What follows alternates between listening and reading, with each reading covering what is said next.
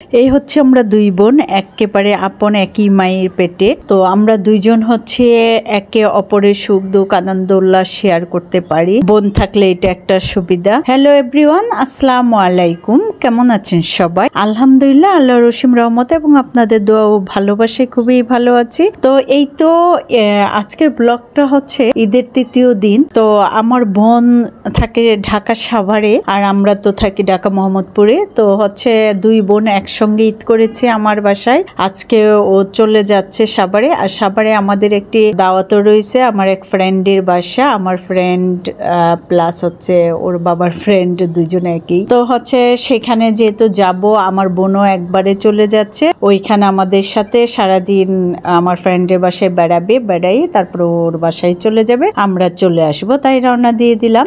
ঢাকা শহরে এই যে ফাঁকা রাস্তা, সবাই যেহেতু ঈদের তৃতীয় দিন কেউ এখনো ঢাকায় ফিরেনি, সম্পূর্ণ রাস্তাটা ফাঁকা। তাছাড়া হচ্ছে সাভার যাওয়ার এই রাস্তাটা তো এমনিতেই এখন 4 লেন হওয়াতে ফাঁকাই থাকে বেশিরভাগ সময়। যদিও যানজটপূর্ণ লোকারণ্য যানবাহনে পরিপূর্ণ ঢাকা শহর হঠাৎ করে যখন ফাঁকা হয়ে যায় তখন আসলে মনটা কেমন যেন মনমরা হয়ে যায়, ভালো লাগে না। যে কেন মনে হয় যে লোকজন নাই, জনশূন্যহীন যানবাহনহীন কেমন যেন লাগে। কিন্তু জার্নি করতে খুব ভালোই লাগে, ঘুরতেও খুব ভালো লাগে ঢাকা শহর ফাঁকা থাকলে। আর আমিনবাজার থেকে সাভার যাওয়ার রোডের দুই পাশে মানে সবুজ গাছপালা, বিভিন্ন ফসলের ক্ষেত দেখতে ভালোই লাগে, মানে সবুজে সবুজে একাকার হয়ে মিশে আছে। তো আমিনবাজার বলিয়াপুর পার হয়ে হেমায়তপুর আসলে ওইখানে স্পন্দনের বাবা ওর 50 জন সদস্য মিলে একটা সমিতি রয়েছে, সেই সমিতি থেকে এই জায়গাটা কিনেছে।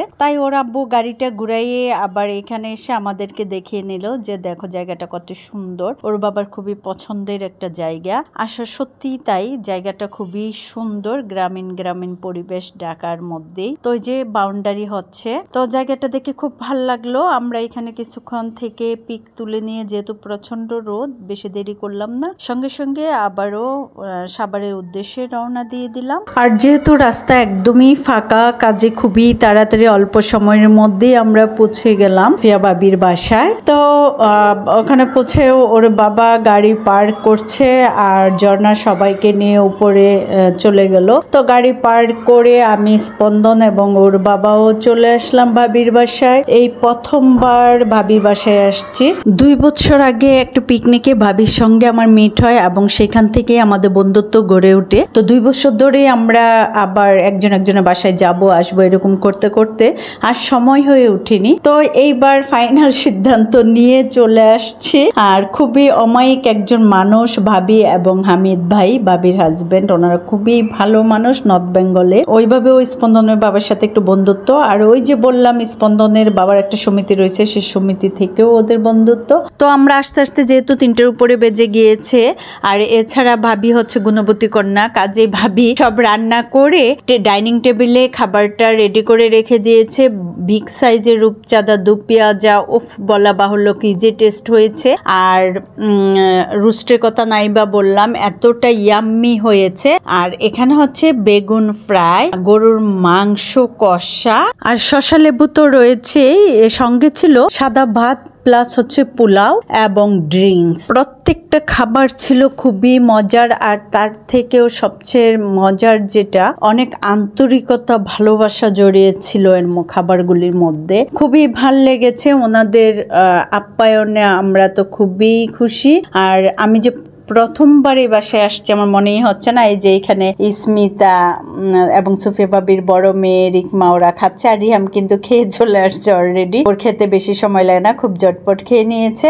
আর আমরা এদিকে আড্ডা দিতে দিতে গল্পের ছলে ছলে খাচ্ছি, তো তাই একটু লেট হচ্ছে। আর এই মুহূর্তে আমার ক্যামেরাম্যান হচ্ছে সুফিয়া বাবি আমাদেরকে ভিডিও করে দিচ্ছে। তো খাওয়া দাওয়ার পরে ছিল সবচেয়ে মজার খাবার সরের দই, খুবই টেস্টি ছিল এই খাবারটি। এটা হামিদ ভাই কোনো এক মিষ্টির দোকান থেকে সাভারের নিয়ে আসছে, খুব ভালো লেগেছে। তো খাওয়া দাওয়ার পর সবাই বসে গল্প গুজবে মেতে উঠেছি। তো অনেকক্ষণ আমরা আড্ডা দিয়েছি, গল্প করেছি। আসলে মানে গল্পে বসলে তো উঠতে ইচ্ছে করে না, আর অনেকদিন পরে দেখা, ভালোই লেগেছিল।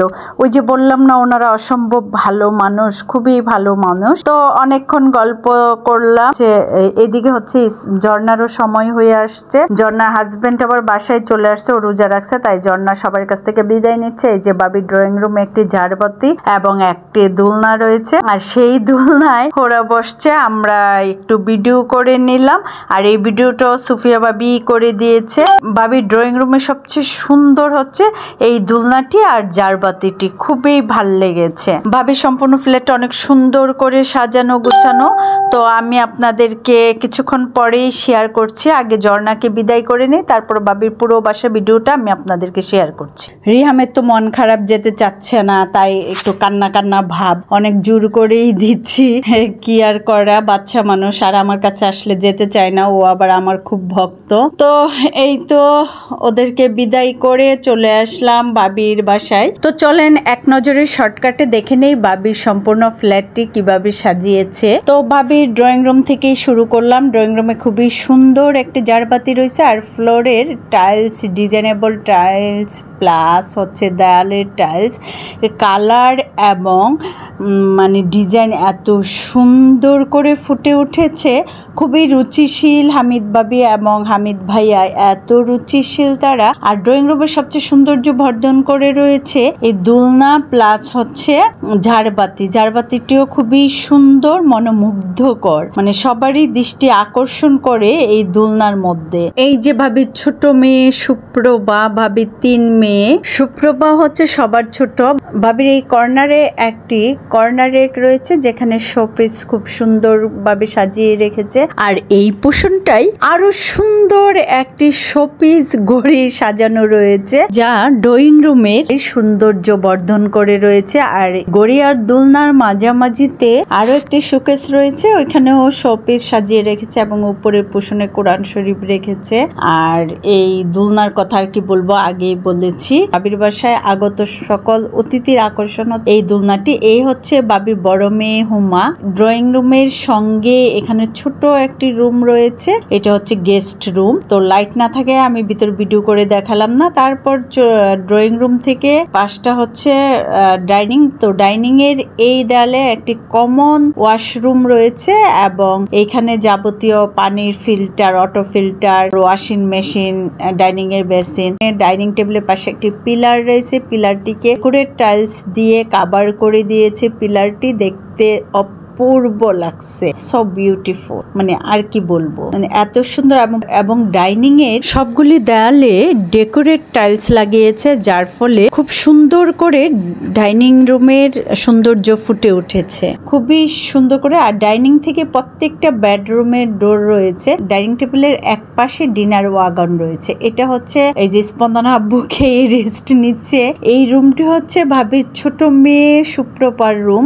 সুপ্রভার রুমের সঙ্গে একটি ব্যালকনিও রয়েছে। ও ব্যালকনি থেকে সূর্যটাকে কি সুন্দর লাগছে, ডুবো ডুবো অবস্থা। আর এখানে খুব সুন্দর ফুল ফুটে রয়েছে সুপ্রভার বারান্দা, খুবই ভালো লাগছে। তারপর চলে আসলাম কিচেনে। ভাবির কিচেনটাও মোটামুটি বেশ বড় কিচেন, উপরে সুন্দর করে কিচেন ক্যাবিনেট করে রেখেছে। সম্পূর্ণ ডিজাইন হচ্ছে হামিদ ভাইয়ের। যদিও কিচেনটা একটু এলোমেলো, যেহেতু আমরা আসছি, গেস্ট আসলে অনেক রান্না বান্না হয়, কাজে একটু এলোমেলোই থাকে। আর বাংলাদেশে যে অবস্থা, গ্যাস তো থাকে না, তাই ভাবির অনেকগুলি চুলাই, ইন্ডাকশন এবং গ্যাসের চুলা প্লাস সিলিন্ডার। এখন চলেন বাবির বেডরুমগুলি এক নজর দেখে আসি। তো ফার্স্টে শেয়ার করছি বাবির মেজু মেয়ের ঝুমার রুম। তো ঝুমার রুমে সবচেয়ে মজার এবং সবচেয়ে আকর্ষণীয় হচ্ছে তার ঝাড়বাতি। ঝাড়বাতিটি কয়েকটি কালার ধারণ করে, কিছুক্ষণ পরপর নিজে নিজে কালার চেঞ্জ হয়, যার ফলে এক একবার ওর রুমের কালার এক এক রকম দেখায়। এটা হচ্ছে সবচেয়ে সৌন্দর্য। এ হচ্ছে বাবির মেজু মেয়ে। তো বাবির মেজু মেয়ে রুমটা অনেক সাজানো গুছানো। ওর সামনে এক্সাম আর এসএসসি পরীক্ষার্থী। কাজে সে পড়াশোনা নিয়ে খুবই ব্যস্ত। আর যেহেতু স্টুডেন্ট তার তো হচ্ছে রুমে স্টাডি টেবিল থাকবেই, তারপরেও সে সুন্দর করে তার রুমটা সিম্পলভাবে সাজিয়ে রেখেছে। জুমার রুম থেকে বের হয়ে চলে আসলাম সুফিয়া বাবির বেডরুমে। সুফিয়া বাবির বেডরুমটিও খুব সুন্দর করে সাজানো গুছানো, এবং সুফিয়া বাবির রুমের সব ফার্নিচার সেগুন কাঠের কারুকার্যে করা, যে খুব সুন্দর করে কাঠের ডিজাইনে করা। আর সুফিয়া বাবির বেডরুমের সঙ্গে একটি বারান্দা রয়েছে, তো বারান্দাটা আপনাদের সাথে শেয়ার করি। বারান্দার সবচেয়ে মজার এবং আকর্ষণীয় যেটা, সেটা হচ্ছে এই আনারসটি এত সুন্দরভাবে সবুজের মাঝে দাঁড়িয়ে রয়েছে, দেখে মনে হচ্ছে আনারসটি একাই বারান্দার সম্পূর্ণ সৌন্দর্য ধারণ করে রয়েছে। তাছাড়া বিভিন্ন প্রজাতির গাছ রয়েছে বারান্দায়, শিউলি ফুলের গাছও রয়েছে। এটা দেখতে খুবই ভালো লাগছে। যে আর আমি জানতাম না যে বারান্দায়ও শিউলি ফুল গাছ হয়, এবং শিউলি ফুলের কলিও আসছে। বিভিন্ন মানি প্ল্যান্টের গাছও রয়েছে। বাবি বরাবরই আমার মতো গাছ পাগলা মানুষ। সব রুমেই যখন দেখালাম, তাইলে আর বাবির বড় মেয়ে হুমার রুম কেন বাকি থাকবে বলেন। তাই তো চলে আসলাম হুমার রুমে। হুমার রুমটাও হুমার মতোই সুন্দর করে পরিপাটি করে রেখেছে। বাবি 3 মেয়ে, 3টা মেয়ে মাশাআল্লাহ অনেক লক্ষ্মী, পড়ালেখায় যেমন ভালো সেই রকমই সুন্দর, এবং তাদের কাজকর্ম সব দিকেই খুবই সুন্দর পরিপাটি। তো আমি বেডরুমগুলি ভিডিও করে এসে দেখি বাবি স্ন্যাক্স রেডি করছে সন্ধ্যার। আর এদিকে তো আমাদের খিদা নেই, মানে খিদা না থাকলে তো খাবার রুচিও থাকে না। কে শুনে কার কথা, বাবি শুনতে নারাজ, প্লাস ভাবির মেয়েগুলিও। তাই তারা হচ্ছে এই যে নাগেট এবং বিভিন্ন ফল অলরেডি টেবিলে সার্ভ করে দিয়েছে। আর এর মধ্যেই বাবি নুডলস রান্না করে নিয়ে আসছে। ওই যে বললাম গুণবতী কন্যা বলে কথা, ঝটপট নুডলস রান্না করে নিয়ে আসছে। আর হামিদ ভাইয়ের হাতের স্পেশাল কফিটা বরাবর হামিদ ভাই তৈরি করে। হামিদ ভাই কফি খেতে ভালোবাসে। তো এই তো আমরা সন্ধ্যা স্ন্যাক্সটা শেষ করে ওনাদের কাছ থেকে বিদায় নিয়ে বাসার উদ্দেশ্যে রওনা দিয়ে দিচ্ছি, কারণ অনেক রাত হয়ে গিয়েছে। আমার আবার আগামীকাল গেস্ট আসবে বাসায়, তো ওনাদের জন্য কিছু বাজার করতে হবে, কারণ ওনারা সনাতন ধর্মাবলম্বীর গেস্ট। কাজে হচ্ছে আমি আমার ফ্রিজে খাসির মাংস নেই, খাসির মাংস আনতে যাব, সেই জন্য আরো তাড়াহুড়া করে বের হয়ে গেলাম। তো এই তো আসার সময় দেখলাম যে সামান্য কিছু গাড়ি বের হয়েছে, রিক্সাও বের হয়েছে। যাওয়ার সময় তো একদম ফাঁকা পেয়েছি, তারপরেও কোথাও কোনো যানজট ছিল না। আর যানজট না থাকায় খুব শর্টকাট সময়ে খুবই তাড়াতাড়ি আমরা আমাদের বাসায় পৌঁছে গেছি। তো ঈদের ফার্স্ট এবং সেকেন্ড ডের মতোই ঈদের 3য় দিনও আমাদের খুবই আনন্দে এবং গল্প গুজব আড্ডায় কেটেছে, খুব ভালো লেগেছে। তো এই মুহূর্তে আমি আপনাদের কাছ থেকে বিদায় নিয়ে নিব। আল্লাহ হাফেজ, বাই বাই, ভালো থাকবেন সবাই।